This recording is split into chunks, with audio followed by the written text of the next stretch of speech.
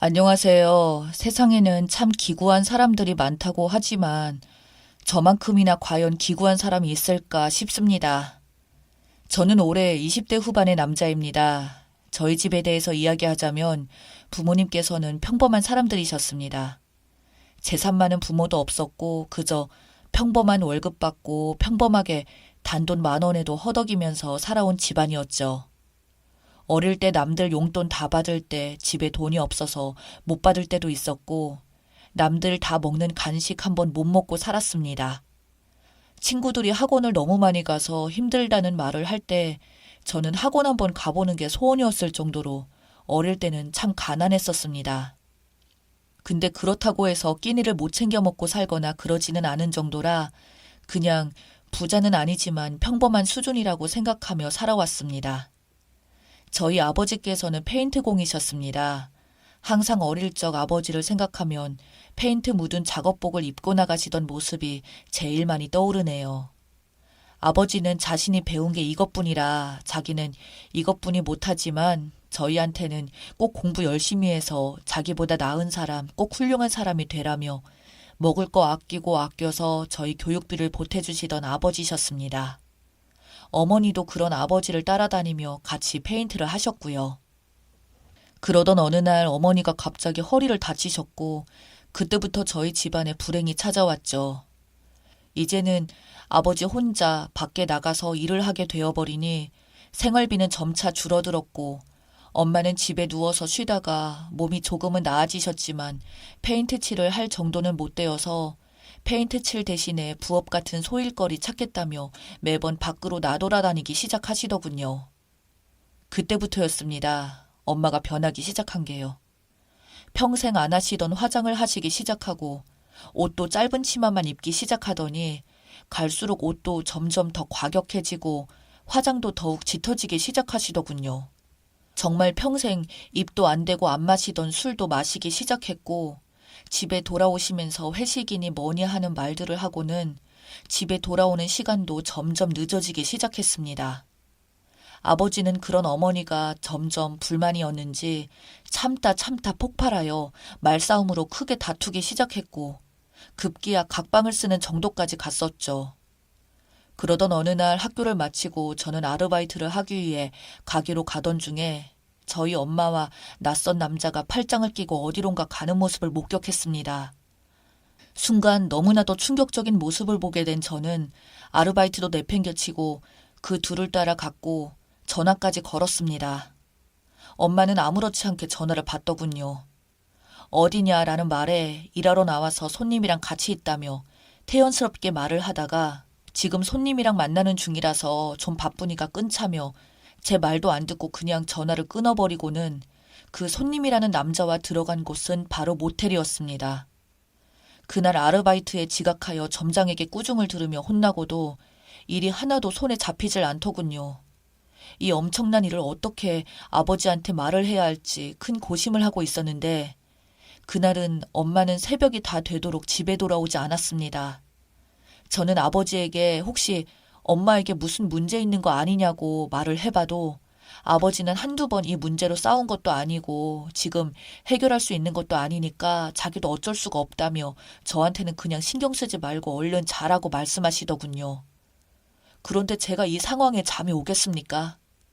새벽 2시가 다 되어서 엄마가 왔는데 술을 잔뜩 마셨는지 얼굴은 또 어쩜 시뻘겋게 달아올라서 집에 돌아오는 엄마 모습을 보니 더럽다는 생각만 들더군요.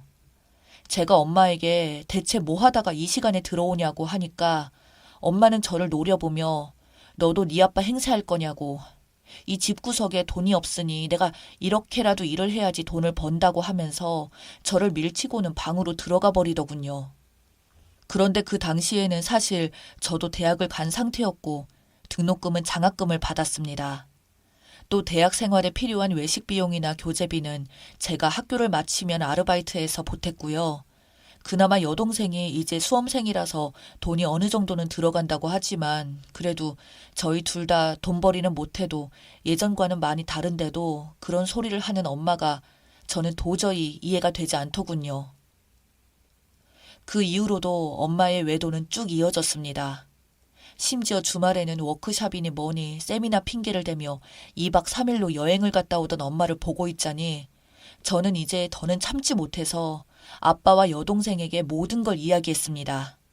제가 보았던 그 낯선 남자와 엄마의 외도 관련해서 말이죠. 하지만 저의 말을 듣고 바로 버럭하실 줄 알았던 아빠는 의외로 침묵을 유지하고 있으시다가 저에게 오히려 미안하다고 말을 하시더군요.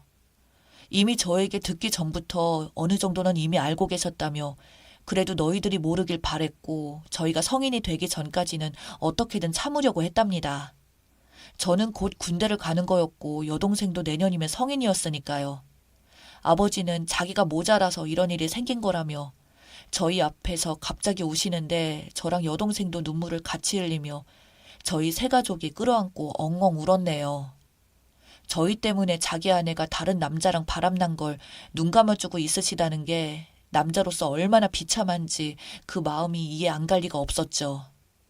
그 이후 여행을 마치고 아주 신난 표정으로 집에 돌아온 엄마는 낯선 냉랭한 집안 분위기를 보고 흠칫하더군요. 그리고 우리 식구가 모두 앉아서 엄마의 외도에 대해 추궁하자 엄마라는 인간의 입에서 나온 말은 저희의 상상을 뛰어넘었습니다. 엄마는 사과는 하기는커녕 처음 내뱉은 말이 차라리 잘 되었다며 설명할 것도 없이 그냥 이혼하자고 했습니다. 정말 저는 그때 엄마 얼굴 표정에서 미안한 기색이라고는 눈곱만큼도 없어 보이는 표정을 절대 잊을 수가 없었습니다. 저희가 당황해서 황당하다는 표정으로 멍하니 쳐다보고 있자 엄마는 아빠에게 오히려 구박하더군요. 당신같이 무능력한 인간 만나는 바람에 결혼하고 나서도 평생을 고통 속에서 개미처럼 일만 하고 살았다고 해요. 그리고는 여동생을 쳐다보며 오히려 훈계를 하더군요. 너도 잘 들으라고. 여자는 어떤 남자를 만나느냐에 따라 인생이 천국과 지옥으로 바뀐다고. 능력 없는 남자 만나면 평생 이렇게 죽을 때까지 호강 한번 못 해보고 일만 하다 죽는 거라고.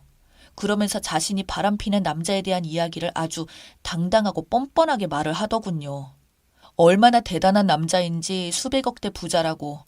저희 아빠랑은 비교도 안 되는 부자이고 생각조차도 다르다며 외제차에 여태껏 받은 선물만 해도 1,000만 원은 될 거라며 온갖 소리를 다 하더군요. 그리고 아버지에게 이렇게 자식들 앞에서 다 까발렸으니 시원하고 깔끔하게 그냥 우리 이혼하자고 하더군요. 자기를 고소하고 싶으면 고소하라고. 어차피 지금 만나는 그 남자가 다 해결해 줄 거라고. 그러니까 당장 이혼이나 하자는 말에 아버지는 참지 못하고 엄마의 뺨을 내리쳤습니다. 그리고는 말하셨습니다.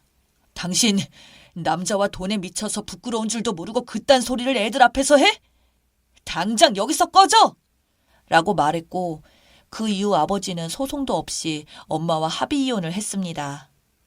그렇게 이혼하고 나서 저희 집에 찾아와 자신의 물건을 가지고 가는 날에도 어디 정말 TV 드라마에 나올 법한 복장을 하고 와서는 드디어 이 지긋지긋한 집구석 2번 다시는 안 온다고, 자식이나 아비나 아주 그냥 똑 닮아서 가난이 몸에 배었다고, 혹시나 해서 말하는데 나중에 돈 필요하다고 자기 찾아오지나 말라고 큰 소리치고 나가던 그 여자.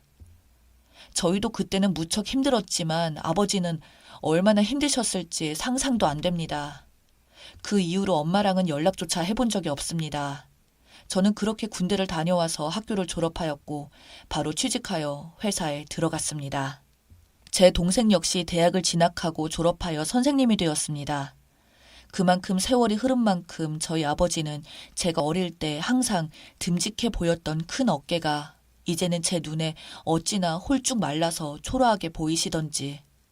가끔씩 그래서 저희가 모시고 여행이라도 가면 술을 한잔 하시고는 눈물을 보이시며 저희한테 너무나도 미안하다며 사과만 자꾸 하시는 아버지를 볼 때마다 이제는 집 나간 엄마 같지도 않은 그 여자가 너무나도 미웠고 엄마라는 존재에 대해서 물어볼 수도 없었습니다. 그런 엄마를 다시 보게 된 것은 7년이라는 세월이 흘러 어느 한 노래방에서였습니다. 거래처 영업 때문에 나이 많으신 사장님들과 만난 저는 사장님들과 노래방을 가게 되었고 그곳에서 나온 여자 아줌마들을 보자마자 저는 벌떡 일어날 수밖에 없었죠. 7년이 지났다고 해서 어떻게 그 여자의 얼굴을 잊을 수가 있을까요? 수백억대 부자랑 결혼하겠다고 집을 박차고 나갔던 그 여자가 노래방에서 일을 하고 있더군요. 그 여자도 순간 저를 알아봤는지 도망치며 나가던 걸 붙잡았습니다. 그토록 증오하고 미워했던 여자였는데 이런 곳에서 보게 되니 참 말로 표현할 수 없는 기분이 들더군요. 저는 그 엄마 같지도 않은 여자에게 수백억 부자랑 결혼한다고 하더니 왜 여기서 이러고 있냐는 말에 갑자기 펑펑 울면서 엄마가 꺼낸 사정은 사실 이러했습니다. 그 수백억대 부자라는 남자는 알고 보니 다단계 사기꾼이었다고 하더군요. 그렇게 돈을 모아서 흥청망청 쓰니까 주변에서 다들 넘어갔고 엄마한테도 대출까지 받아서 돈을 받아갔다고 합니다. 자신이 나중에 5배도 돌려주겠다고 하면서요. 그런 여자가 한둘이 아니었고 엄마는 자신이 그 수백억대 부자 남자의 아내가 될 줄 알았는데 그 남자에게 엄마는 그저 털어먹을 사람이었을 뿐이었던 거죠. 말 그대로 전형적인 사기꾼이었고 그 남자는 결국 고소되었고 감옥에 잡혀 들어가자마자 엄마는 빚만 잔뜩 지게 되었고 인생까지 끝난 엄마는 아빠에게 다시 찾아가 사정을 해봤으나 이미 이혼한 사이에 무슨 말 같지도 않은 소리냐며 아빠가 단호하게 거절하자 어쩔 수 없이 지금은 먹고 살기 위해 이렇게 살고 있다고 하더군요.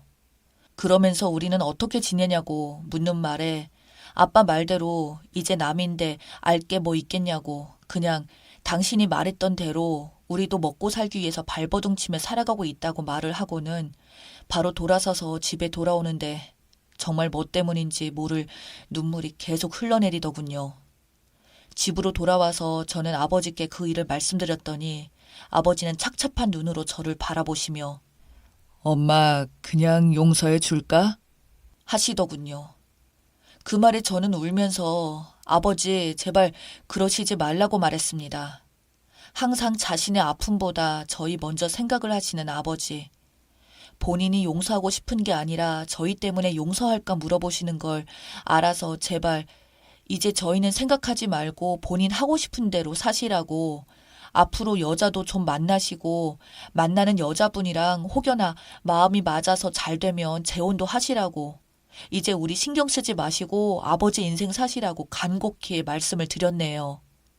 학교가 멀리 떨어져 있어서 자취를 하고 있던 여동생에게는 전화로 집 나간 엄마에 대한 근황 이야기를 해주니 동생은 말하기를 인과응보라며 저에게 바보같이 왜 울고 자빠졌냐고 구박을 했습니다.